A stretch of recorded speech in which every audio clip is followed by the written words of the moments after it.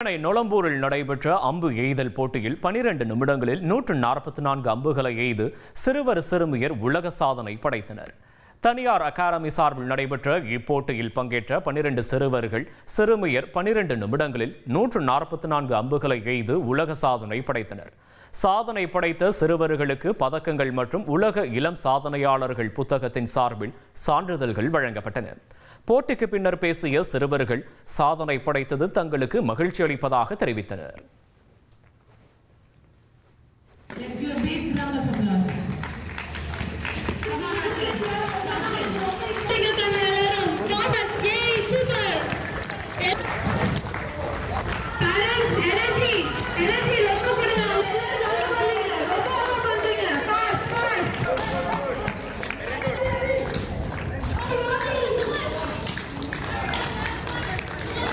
வரைக்கும் 2 world record பண்ணியிருக்கேன். ஒன்று இண்டிவிஜுவல், இன்னொன்று குரூப்பு.